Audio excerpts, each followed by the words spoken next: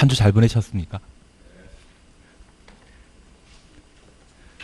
이번 시간에는 건축법 함께 보십니다.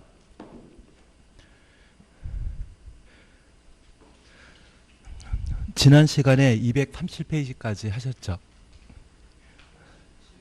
예, 37페이지 16번부터 해 나가십니다. 하여튼 건축법은 한 장짜리 잘 보시면서 계속 따라와 주시는 게 필요합니다. 주택법도 마찬가지겠지만 건축법, 주택법은 많이 보면 많이 볼수록 용어가 익숙해지고 점수가 잘 나오실 겁니다. 그런 자신감 토대에서 정리해 나가시면 충분하지 않나 싶습니다. 237페이지 보시게 되면 16번입니다. 건축적인 갑은 4층 건축물을 병원으로 사용하던 중에 이를 서점으로 용도 변경하고자 한다. 건축법령상 이에 관한 설명으로 옳은 것 찾도록 되어 있습니다. 첫 번째 우리 이해하실 것은 건축물의 용도 변경과 관련되어 시설관 9가지를 각각 적어놓고 정리해 나가십니다. 우선 병원이라고 하면 의원과 달리 의료시설로 구분하게 됩니다. 그래서 자산 전문 영역 건축이 중에 교육, 복지시설군에 해당되게 됩니다. 그리고 이를 서점으로 용도 변경하고자 한다면 주택가 주변에 흔히 볼 수 있는 상가로서 얘는 근린 생활시설에 해당하게 됩니다.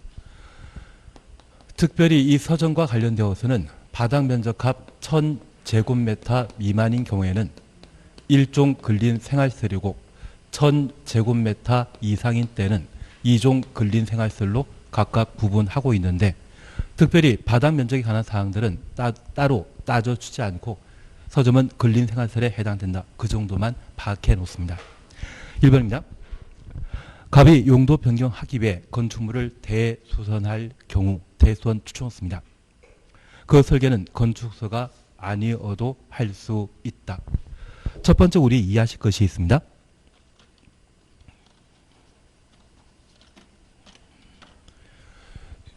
용도 변경과 관련되어서는 건축 절차를 일부 준용하는 경우가 있습니다. 설계에 관한 사항과 사용 승인에 관한 내용입니다. 여기 설계는 용도 변경 중에 허가 대상으로 그 바닥 면적합 500제곱미터 이상을 용도 변경하는 때에는 건축사가 작성하는 설계도서에 따라 보강 공사를 하도록 되어 있습니다. 특별히 교육복지설군에서 근린 생활설군으로 용도 변경하게 되면 이는 허가 대상이다, 신고 대상이다. 신고 대상입니다. 하위 설군으로 용도 변경하기 때문에 자산 전문 영역 건축이 정해놓고 교육복지설군에 해당되는 병원을 근린 생활설군에 해당되는 서점으로 용도 변경하게 되면 용도 변경 시에 신고 대상입니다. 그래서 이 설계에 관한 사항은 신고하는 때는 적용될 필요 없습니다. 그리고 사용 승인은 허가 또는 신고 대상으로서 바닥 면적합 100제곱미터 이상의 경우 용도 변경을 완료했다면 안전하게 공사 이루어졌는지 확인코자 사용 승인 받도록 되어 있습니다. 100제곱미터 미만의 경우는 사용 승인 필요 없습니다. 그리고 이 사용 승인 대상 중에 그 바닥 면적합이 500제곱미터 미만으로서 이고 대수선에 해당되지 않는 공사를 한 경우에는 사용 승인 대상에서 제외시켜줍니다. 그래서 바닥 면적합 100제곱미터 이상이라고 하면 사용 승인 받아야 되지만 대수선을 수반하지 않는 용도 변경으로 그 바닥 면적합이 500 미만일 때는 사용 승인 절차를 면제 생략한다라는 것 확인해 주시는 게 필요합니다. 그래서 16번 지문과 관련된 용도 변경 시에는 신고 대상이기 때문에 설계 자체가 필요 없습니다. 설계 필요하다, 필요 없다. 필요 없기 때문에 1번 틀린 지문이 되게 됩니다. 2번입니다. 갑은 건축의 용도를 서점으로 변경하려면 용도 변경 신고해야 한다. 다른 거 볼 필요 없죠. 대신 이런 상황에서 3, 4, 5를 보게 되면 헷갈립니다. 확실하게 답이 찾아졌다고 하면 웬만하면 나머지 지문을 안 보는 게 마음 편하십니다. 그래서 답을 2번으로 해놓습니다. 3번입니다. 갑은 서점에 다른 용도를 추가하여 복수 용도로 용도 변경 신청할 수 없다. 복수 용도를 할 수 있습니다. 우리가 종전에 건물 하나를 한 개 용도로 사용하다 다른 용도로 변경함에 있어서 일부를 서점으로 일부를 휴대폰 가게로 바꾸는 경우도 있거든요. 그러한 것들을 건물 하나를 둘 이상 용도로 사용하는 복수 용도에 해당되는 것으로 파악해 놓습니다. 그런 용도 변경 충분히 가능합니다. 그리고 우리 공인중개사법 공부하시면서 주택과 상가가 동일한 건축물에 구성되게 되면 얘는 주상복합입니까? 50 초과하는 곳의 용도에 따르는 것입니까?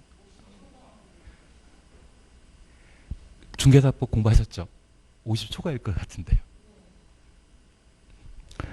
하던 그냥 하도록 하겠습니다. 중개사법은 우리가 맘만 먹으면 한 20면 잘 정리할 수 있지 않겠습니까? 공법은 한 3일 정도면 건축법, 주택법, 국토계획법 하루씩 잡아 하시면 공법은 중개사법보다 더 쉽지 않겠습니까? 공인중개사법은 한 5일 안분해가지고 열심히 해놓으시고 공법 같은 경우는 좀 필요한 것만 달랑 해나가시게 되면 좀 편하게 정리할 수 있을 겁니다. 세법은 국세 하나, 지방세 하나 이틀씩 안분하면 마무리 잘 하실 것 같고요. 등기법은 지적법 위주로 해서 등기법은 대충 시험에 나올 것만. 등기법은 어디가 시험에 나올지 모릅니다. 저도 대법원 규칙 보니까 그게 1000페이지 넘던데요. 그 사례를 하나씩 문제 만드는 경우도 발생하기 때문에 이 등기법이 만만치 않습니다. 그걸 잘 가르쳐주는 분이 계시면 훌륭하신 분이 아닌가 싶습니다. 저보고 하라면 저 못할 것 같은데. 예, 그래서 우리 복수 용도와 관련된 사항 저렇게만 하나 확인해 놓습니다. 그리고 4번입니다. 갑의 병원이 준 주거 지역에 위치하고 있다면 서점으로 용도 변경할 수 없다. 있습니다. 그리고 막말로 우리 공법에 부정문은 그러하지 아니하다입니다. 끝에 없다 나오면 19은 틀린 지문이죠. 그래서 우리가 잠깐 이해해 주실 것이 있습니다. 만약 용도 변경 시에 용도 지역이 준주거 지역인데 종전의 병원을 위락설로 용도 변경하겠다 또는 숙박설로 용도 변경하겠다고 하면 맞다 틀리다? 틀립니다.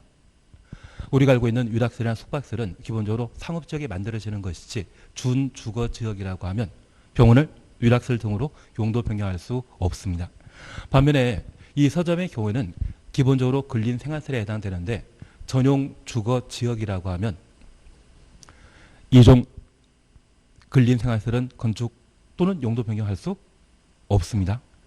그리고 일반 주거 지역의 경우에도 법령상 이종 근린 생활설로 용도 변경하는 것은 제한된다라는 것 파악해 놓습니다. 그래서 기본적으로 용도 지역과 관련된 이야기 나왔을 때 꼭 하나 기억하실 것은 전용 주거 지역인데 불구하고 병원을 이종 근린 생활설 등으로 용도 변경한다. 그런 취지 나오면 바로 틀린 것으로 잡아내셔야 됩니다. 그리고 5번입니다. 갑은 서점으로 용도 변경할 경우 피난 용도로 쓸 수 있는 광장을 옥상에 설치해야 한다. 광장부터 옥상까지 가로해 놓습니다. 여기 옥상 광장은 화재 발생 시에 건물 밖으로 탈출하지 못했을 때 옥상으로 대피하고 소방관이 구조할 때까지 대기하는 그런 공간이거든요. 이런 옥상 광장은 5층 이상 건축물인 때 설치하게 됩니다. 지금 건축의 층수는 4층이거든요. 그래서 3, 4, 5를 더 보면 더 헷갈리거든요. 이럴 때는 과감하게 2번만 보고 안 읽고 건너가시는 게 더 마음 편하십니다. 나중에 민법이나 학개론 공부하실 때도 정답이 1, 2번에 항상 1번 정답 8개 있습니다. 그리고 2번 정답도 8개 있습니다. 1번에서 답이 나오면 8개 중에 하나인 것보다 하고 지정하셔야되시 밑에 것까지 다 꼼꼼하게 읽어보시다 보면 더 헷갈려가지고 답을 놓치는 경우가 있습니다. 그렇게 파악하시고 1번이나 2번에 정답 나왔을 때 이게 맞겠구나 하고 넘어가시는 것도 하나 요령이 아닌가 싶습니다. 예, 17번입니다. 용도 변경에 관한 설명으로 틀린 거 찾도록 되어 있습니다. 1번입니다. 같은 용도에 속하는 건축물 상환의 용도 변경의 경우에는 건축물 대장 기재 내용 변경 신청하여야 한다. 수고하셨습니다. 서로 다른 시설군이라고 하면 위로 올라가면 허가, 내려가면 신고. 같은 시설군 때는 동일한 시설군 안의 용도 변경으로 다른 용도라고 하면 건축물 대장 기재사항 변경 신청 대상이지만 같은 시설군의 같은 용도라고 하면 제자리거든요. 기재사항 변경 신청할 필요 없다. 그래서 우리 문화집회시설군과 관련되어서는 문종위관이란 말 기억나셔야 됩니다. 그리고 영업시설군과 관련되어서는 답한 운숙입니다. 그리고 교육복지시설군과 관련되어서는 노교수의 야입니다. 그러면 과거 모텔에 해당되는 숙박시설에서 판매시설로 용도 변경하게 되면 같은 영업시설관의 용도 변경이거든요. 만약 이런 경우라면 건축물 대장에 대한 기재사항 변경 신청 대상이 되게 됩니다. 그리고 문종위관의 종은 종교시설에 해당되는데 어제까지 교회로 이용하던 것을 성당으로 용도 변경하게 되면 제자리이거든요. 이러한 것들을 같은 용도라 표현하고 이러한 경우는 기재사항 변경 신청하죠? 생략하게 됩니다. 그래서 다른 시설군이라고 하면 허가 또는 신고 대상으로 각각 구분하시고 같은 시설군일 때 다른 용도라면 기재사항 변경 신청 대상이며 같은 용도란 말 보게 되면 그때는 기재사항 변경 신청마저 필요 없다. 그래서 답을 1번으로 해놓습니다. 2번 설계에 관한 사항으로 허가 또는 사용 승인에 관한 사항으로 허가 또는 신고 대상으로 100 이상인 때는 사용 승인 받도록 되어 있습니다. 그리고 3번 이의 경우 사용 승인 대상으로 바다 면적합 500제곱미터 미만으로서 확인되시죠. 대수선에 해당되는 공사 수반하지 아니하는 추천없습니다. 대수선이다 아니다. 대수선 아닙니다. 만약 그런 경우라면 사용 승인 절차 생략한다. 그런 의미에서 그러하지 아니하다입니다. 그래서 3에 관한 사항이 최근 개정된 내용이기 때문에 눈에 익혀주셔야 됩니다. 그리고 4는 설계에 관한 사항으로 허가 대상으로 바다 면적합 500제곱미터 이상일 때는 건축사 설계에 관한 규정을 준용하도록 되어 있습니다. 하나 정리할 게 있습니다. 허가 또는 신고 대상으로서 바다 면적합 500제곱미터 이상의 경우는 설계에 관한 규정을 준용한다. 허가 또는 신고 대상으로. 신고란 말 들어가면 틀립니다. 용도 변경 허가 대상으로 바다 면적합 500제곱미터 이상인 때 신고는 아니고 허가만.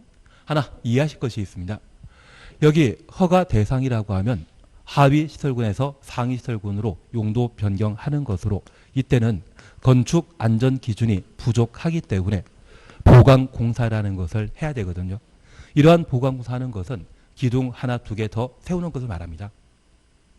만약 이런 경우라면 기둥 어디에 설치할 것인지 바다 면적합 500제곱미터 이상의 경우라면 안전상의 문제를 가장 잘 알고 있는 건축사가 작성해주는 설계 도서에 따라 보강공사하라는 이야기고요.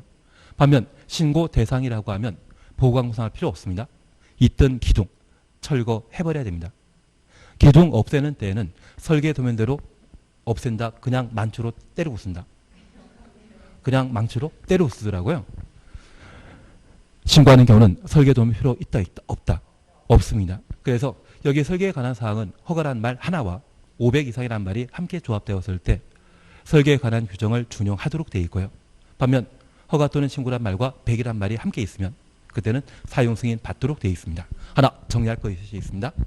만약 건축물 대장 기재사항 변경 신청 대상으로 바다 면적합 500제곱미터 이상 용도 변경 마치면 사용 승인 받아야 된다? 사용 승인 받을 필요 없습니다. 하나 이해하실 것은 건축물 대장 기재사항 변경 신청 대상은 같은 시설군 내 용도 변경으로 건축 안전 기준이 같거든요. 보강 공사나 철거 공사할 필요 있다 없다. 그래서 이런 경우는 그 면적이 500, 1000이랄지라도 설계나 사용 승인에 관한 절차 준용하는 것 아닙니다. 그래서 다시 우리 이해하실 것은 여기 용도 변경의 허가 대상이라 하면 하위 설군에서 상위 설군으로 용도 변경하는 것으로 현재 건축 기준은 충분하다, 부족하다. 부족하기 때문에 기둥 몇 개 더 세워야 됩니다. 보강공사 해야 됩니다. 반면 신고 대상의 경우는 보강공사 한다? 보강공사 필요 없습니다. 있던 것 없애버려야 됩니다. 없애야 됩니다. 없애야 됩니다. 그래서 없애야 되기 때문에 이 지문에는 안 나와가지고 우리 나중에 건축법 다시 공부하시게 되면 건축법의 용도 변경 시에는 잠깐 요약집에는 해놨는지 모르겠습니다.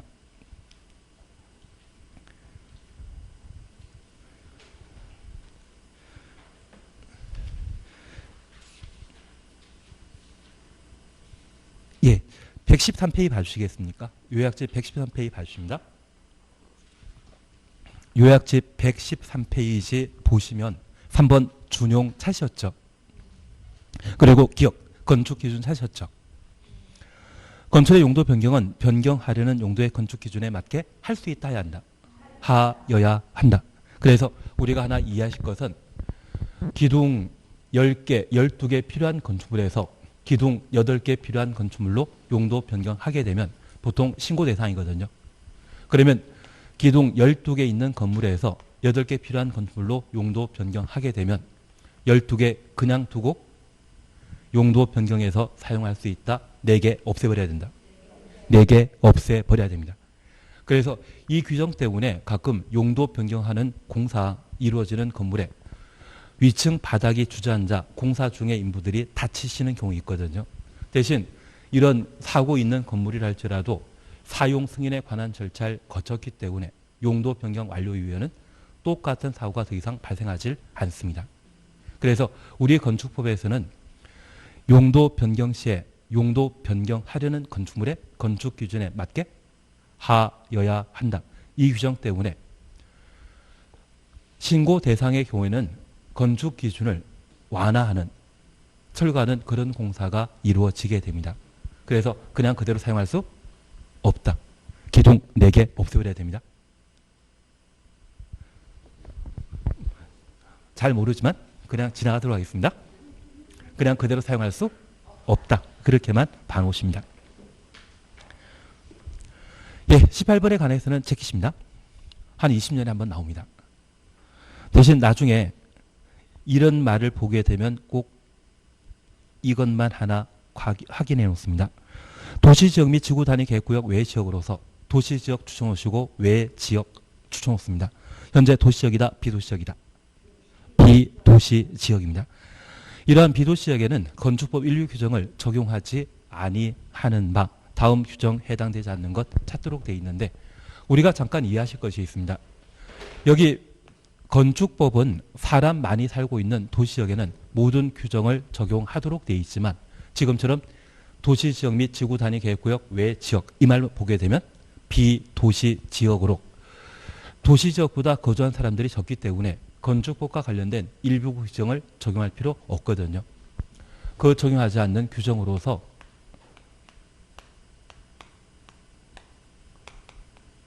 대대건건 도방이란 말이 대대건건 도방이라고 하는 6가지 규정을 적용하지 않게 됩니다. 제가 하나 부탁드릴 게 있습니다. 우리가 첫 번째 보시게 되면 대지와 도로 사이의 관계란 말 찾으셨죠. 그리고 두 번째 대지 분할 제한이란 말 찾으셨죠. 이게 대대 두 개 대입니다. 하나 이해하실 것이 있습니다. 첫 번째 대지와 도로 사이의 관계에 건물 건축하는 대지는 도로에 2m 이상 접하여야 한다. 그런데 우리 접도구역이란 말 들어본 적 있습니까? 접도구역은 도시지역에 발생한다. 비도시지역에 적용된다. 비도시지역에 적용되게 되는데 비도시지역의 경우는 도로 경계선으로부터 한 4m, 5m를 접도구역으로 지정해 놓고 있거든요. 이곳에는 건물 건축할 수 없는 땅입니다. 결국 대지는 도로에 직접 접해 있다? 접해 있지 않다. 접해 있지 않습니다.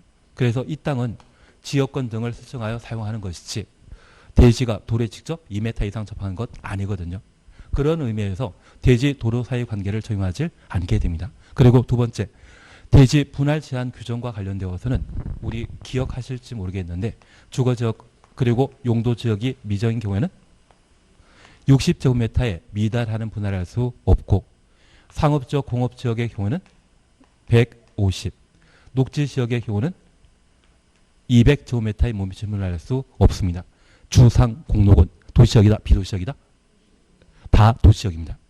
그리고 여기 미정이라 하면 우리 가끔 동탄지구나 하남 유래지구가 새로 지정되게 되면 농경지에 지정되거든요.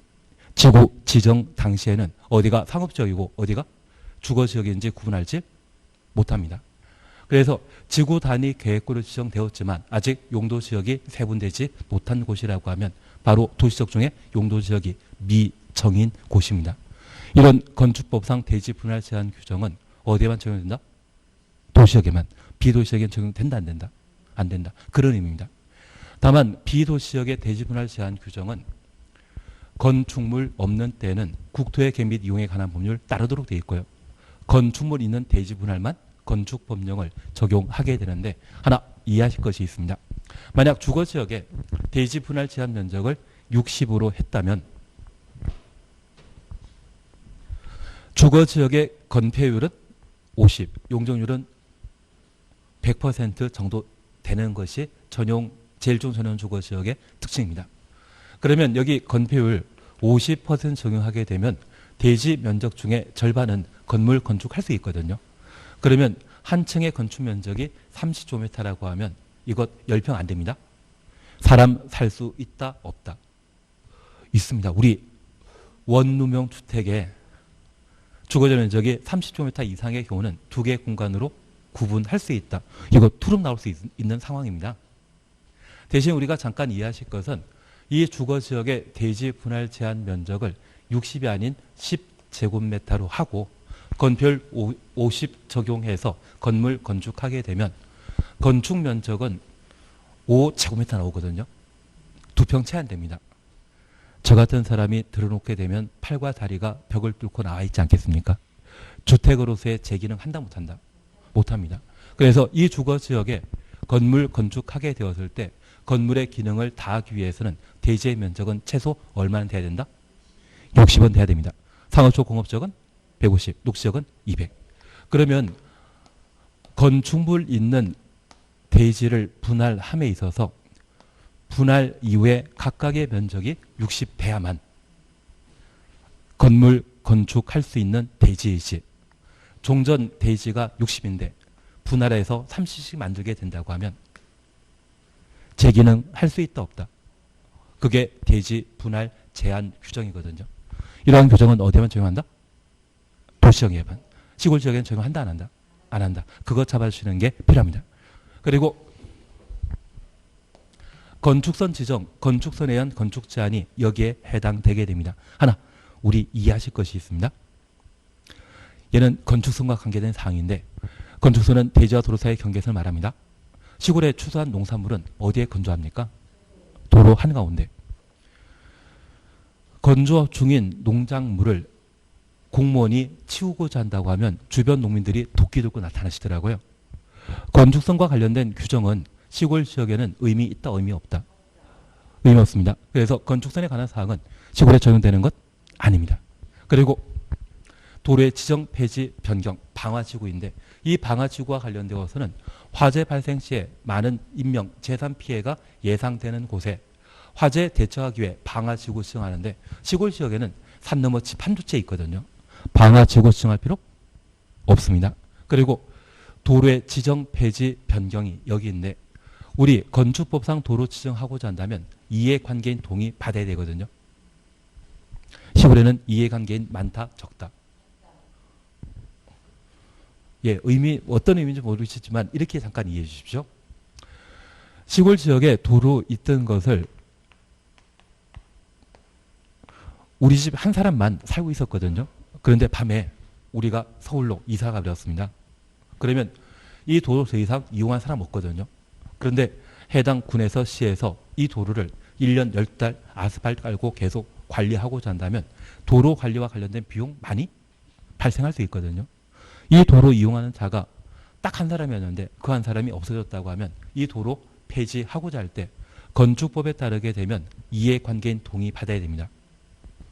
이해관계인이 없다고 하면 동의해 주는 사람 없기 때문에 영원히 도로 폐지할 수 없거든요. 그러한 문제점을 고려해서 도로 지정 폐지 변경에 대해 시골 지역에는 적용하지 않습니다. 근데 이거 20년에 한번 나오거든요. 나는 20년에 한번 나오는 걸 꼭 목숨 걸고, 근데 저는 왜 했는지 잘 모르겠지만, 하여튼 얘는 20년에 한번 나옵니다. 다만 나중에 우리 보실 때 대대 근건 도방이란 말 기억해 주시고, 만약 이게 건폐율, 용적률 적용하지 않는다, 이 말 나오면 틀린 것으로 조경. 우리 시험 18번에서는 조경 이야기 나오는데 그냥 한번 확인해 주시고요. 아마 시험에 나오게 되면 대대 근건 도방 때문에 건폐율을 적용하지 않는다, 이 말 나올 겁니다. 건폐율은 적용한다, 그렇게만 파악해 놓습니다. 덕분에 19번 제키십니다. 이런 거 정신건강 해롭습니다. 그리고 20번 그냥 건너뛰십니다. 그리고 용어 정의에 관한 사항 찾으셨죠? 1번입니다. 용어 정의에 관한 설명으로 오는 거 찾도록 되어 있습니다. 1. 초고층 건축물 30층 이상이거나 높이가 120m 이상, 이 말로 오면 고층 건축물이지 초고층 건축물 아닙니다. 그리고 지하층, 건축물의 바닥이 지표면 아래에 있는 층으로서 로서 추정했습니다.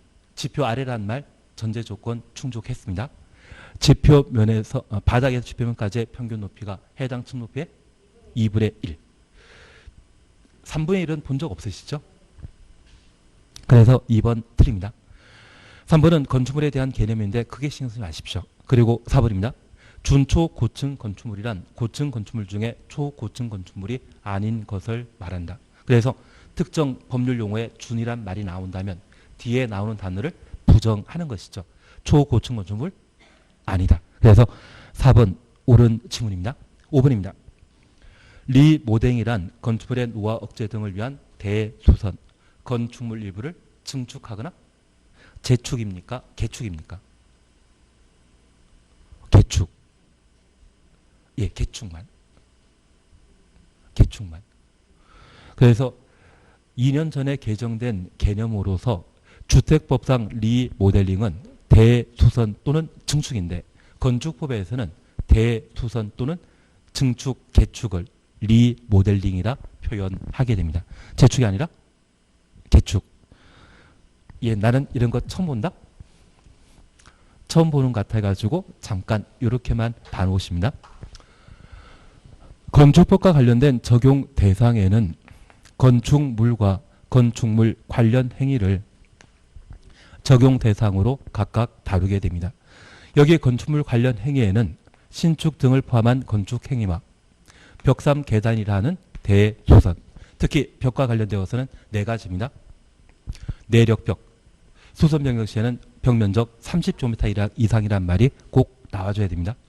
외벽 마감 재료, 증설 해체하거나 벽면적 30m 이상 투선 변경하는 것을 대수선이라 하고, 경계벽이란 말 보게 되면 다가구, 다세택이란 말을 꼭 한번 확인해 주시며 방화벽, 증설 해체, 수선 변경하는 것을 대수선이라 표현하게 됩니다. 그리고 리모델링은 건축물의 노화를 억제하기 위한 대수선 또는 건축물 일부를 증축, 개축하는 것을 리모델링이라 표현하게 됩니다. 용도 변경과 관련되어서는 우리가 앞서 함께 보셨는데 최소 올해는 대수선과 용도 변경에 관한 내용을 반드시 해주셔야 됩니다. 그리고 리모델링은 방금 보셨던 지문처럼 대수선하거나 건축물 일부를 증축, 개축하는 것을 리모델링을 한다. 그것 정리하시는 게 필요하십니다. 그리고 건축물과 관련되어서는 건축물에 관한 개념으로 기존 건축물과 분리되어 있는 공작물로서 시군 구청장에게 신고할 대상, 작년에 시험에 나왔거든요. 올해 나온다 안 나온다? 안 나옵니다.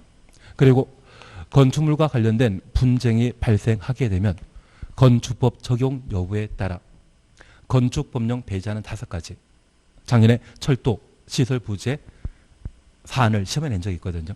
다만 제가 부탁드리는 것은 우리가 종전에 가정문화재로 보셨던 게 최근 명칭 개정하여 임시 지정문화재로 달리 표현하고 있습니다. 얘는 건축법 적용한다 안 한다? 안 한다. 이 두 가지에 대해서는 작년에 시험에 나왔기 때문에 올해 절대 안 나옵니다. 그래서 우리는 얘를 공부하셔야 됩니다.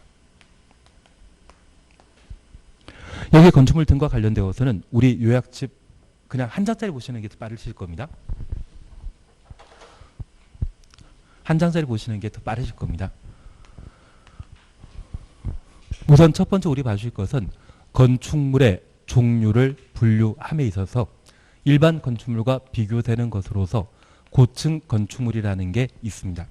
여기 고층 건축물은 화재 발생 시에 상층부에 거주하는 분들이 건물 밖으로 제때 대피하지 못해 많은 인명피해 발생할 수 있거든요. 그래서 충분한 소방에 대처하기 위한 구조 설비를 확보하도록 고층 건축물에 관한 개념을 두게 되었습니다. 층수는 3층 이상이거나 높이는 120m 이상의 것을 말한다. 그래서 이 두 가지 중에 한 개 요건을 충족하면 고층 건축물에 해당된다는 것 확인해 놓으시고, 이러한 고층 건축물을 세분하게 되면 초고층 건축물과 준초고층 건축물로 각각 구분하게 됩니다. 그리고 두 번째, 나는 다중이용 건축물 잘한다? 층수가 16층 이상인 경우라면 용도 관계없이 모두 다중이용 건축물이고, 16층은 안 되지만 15층 이하이지만 그 바닥 면적 합이 5,000제곱미터 이상의 종운 판문숙입니다. 만약 얘가 올해 시험에 나와가지고 내가 합격하게 되면 바로 탤런트 안문숙 팬클럽에 가입하시는 게 필요하시죠.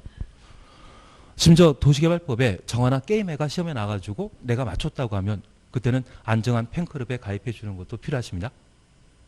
그래서 우리는 종운 판문숙은 바다 면적합 5,000제곱미터 이상인데 다중 이용 건축물에 해당된다는 것 기억하시고, 특별히 문화 집회 시설에는 동물원과 식물원 포함한다? 제외된다. 얘는 제외시킨다라는 것 기억해 주시는 게 필요합니다. 종운 판문숙 기억해 주셔야 됩니다. 그리고 준 다중 이용 건축물에 관한 개념을 각각 두면서 바다 면적합 1,000제곱미터 이상의 이 6가지와 위관 장교 노동입니다. 앞만 봐도 얘가 나와야만 그동안 고생하신 게 보람찼을 것 같은데요. 요약시설, 관광휴게시설, 장례시설, 교육, 연구시설, 노유자시설, 운동시설로서 바다 면적합 1,000제곱미터 이상의 경우는 준 다중 이용 건축물이 된다는 것 파악해 놓습니다. 그래서 우리가 잠깐 기억하실 것은 50층이란 말 보게 되면 초고층 건축물입니다. 30층이란 말 보게 되면 고층 건축물이고, 16층이란 말 보게 되면 다중 이용 건축물이며, 여기에 나오지 않았지만 11층이란 말 보게 되면 소방과 관련된 건축물로 파악해 놓습니다. 그리고 올해 개정된 사항으로 11층 이하 건축물에는 소방관 진입창을 설치하도록 되어 있습니다. 원래 11층 이상에 되는데 소방대에 보급되어 있는 고가 사다리 차가 11층까지 다 도달할 수 있거든요. 16층까지 또는 25층까지 도달할 수 있는 고가 사다리 차가 소방대에 갖춰져야 되는데, 그런 차들은 모두 이사짐센터에 배치되어 있습니다. 그렇지 않으십니까? 그래서 소방대는 25층짜리 고가 사다리차 있다 없다? 없기 때문에 여기 10층 이하 건축물에는 소방관 진입창을 설치하여야 하고, 특별히 아파트로서 비상용 승강기 설치되어 있거나 저 아파트로서 대피 공간을 설치한 경우는 소방관 진입창 설치할 필요 없다. 그래서 만약 비상용 승강기 설치된 11층 이하의 아파트에는 소방관 진입창 설치해야 한다. 이 말로 오면 틀린 것으로 잡아주시는 게 필요하십니다. 그래서 우리 불과 관련되어서는 11층입니다. 50층, 30층, 16층이란 말을 토대로 각각 건축물 종류를 구분하시는 게 필요하십니다. 그리고 두 번째입니다. 이렇게 건물이 만들어지게 되면 이 건축물에는 지하층 존재하고요. 나는 주요 구조부와 부속 구조물 잘 기억하고 있다? 환기 시설물은 부속 부조물이죠. 지금 우리가 밟고 있는 바닥은 주요 구조부입니다. 최하층 바닥은 주요 구조부이다 아니다? 최하층 바닥은 주요 구조부 아닙니다. 그냥 기둥, 그냥 복 이러한 것들은 주요 구조부이지만 사익기둥, 작은 복 이런 말 붙여주게 되면 주요 구조부 못 된다라는 것 파악해 놓습니다. 나는 발코니 잘 알고 있다. 특히 주택에 설치한 발코니의 경우는 국장이 정하는 기준에 적합하면 거실, 침실, 창고 등으로 용도 변경할 수 있다. 그 정도 파악해 주시는 게 필요하십니다. 그러면 충분하십니다. 그리고 마지막으로 하시는 게 건축물 규모에 관한 사항으로 나는 건축 면적, 연면적, 바닥 면적 잘 구분한다. 잘 할 수 있습니다. 하고 있습니다. 그래서 외벽 중심선이라는 말 보게 되면 건축 면적에 관한 기본적인 설명이고, 연면적은 하나의 건축물의 각 층의 바닥 면적 합계를 말하며 용적률 산정 시에 연면적에는 지하층, 지상층의 구성 용도의 주차장, 초고층 건축물과 준초고층 건축물의 피난 안전 구역, 경사 지붕 아래 대표 공간, 용적률 산정 시의 연면적에서 제외시킨다. 하나 여쭐 게 있습니다. 지하층은 연면적에 포함된다? 이것 구분할 실력이면 얘는 나오면 다 맞추시겠는데요. 그냥 연면적에는 포함되고 용적률 계산할 때만 연면적에서 제외시킨다라는 것 파악하십니다.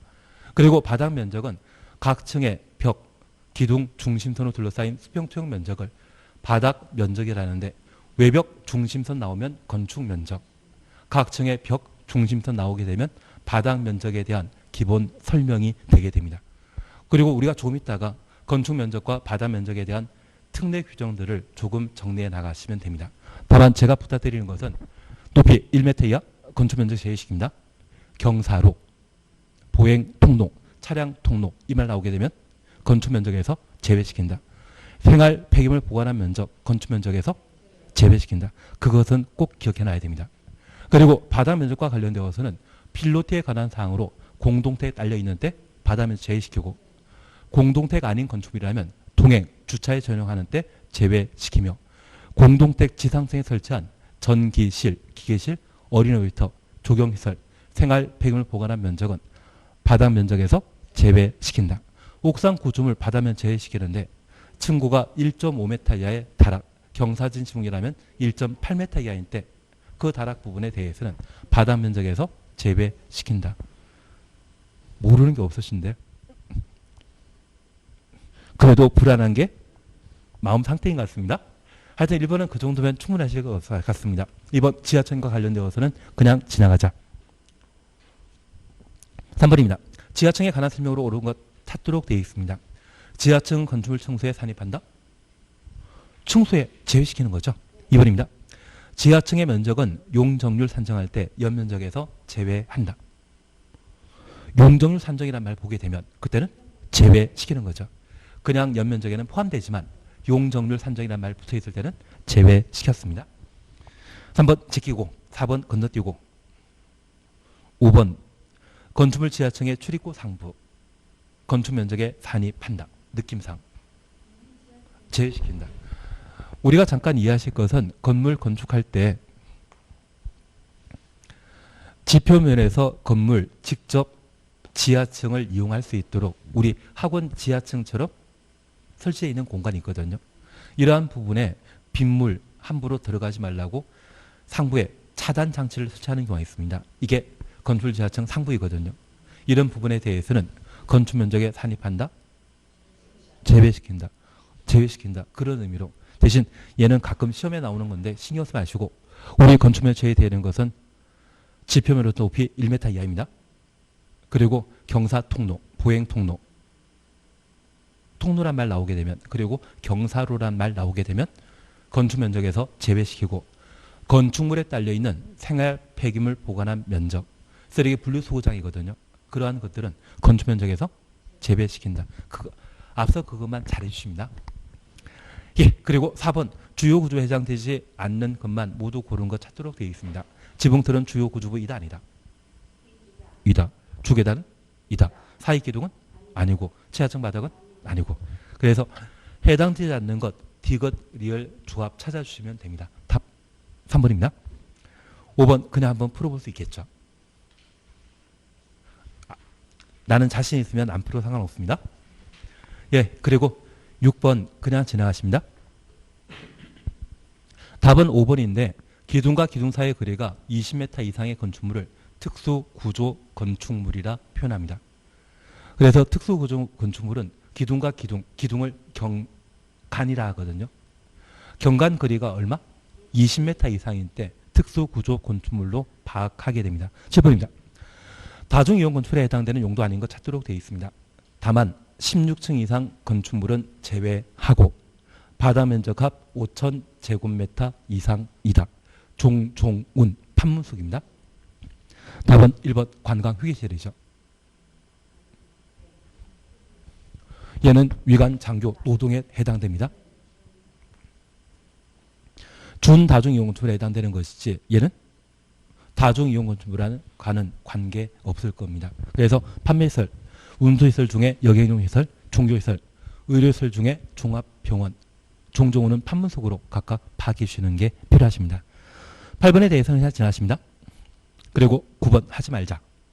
얘는 9번은 하지 말자. 10번 절대 하지 말자. 그리고 11번은 이런 문제가 나오면 당황하지 않게 연습해 보셔야 됩니다.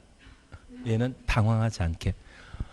나중에 이렇게 사각형이 아닌 이상한 형태가 나오게 되면 얘를 사각형 2개로 쪼개 놓으시는 게 필요하십니다. 그래서 큰 사각형과 작은 사각형 2개 만들어서 계산하셔야 되지. 나는 산수 잘하기 때문에 한 번에 이 면적 구하겠다. 그렇게 노력하시면 고생 많이 하십니다. 그래서 우리가 잠깐 봐주시게 되면 얘는 14이고 얘는 20인데 작은 사각형과 관련된 길이가 얘는 7이고 얘가 10이라고 하면 계산할 때 항상 사각형을 2개 만들어주시는 겁니다. 그래서 이 공간과 관련되어서는 14에서 7 빠져 있는 상태이기 때문에 7 곱하기 20 하면 얘는 140이 되게 됩니다. 그리고 두 번째 우리 봐주실 것은 현재 도로는 폭 4m 이상을 충족한 때 소유업이 만족한 도로이거든요. 지금 도로 폭이 얼마이다? 3m라고 하면 소요 너비에 못 미친 상태입니다. 그러면 선로 부지 쪽으로 도로 확장할 수 있다 없다? 없습니다. 결국 1m를 대지가 내놔야 되거든요. 그래서 여기 건축성과 관련되어서는 도로 경계선부터 1m 도로용지에 내놓은 상태이기 때문에 실제 건물 건축할 수 있는 대지 면적은 7m입니까? 6입니까?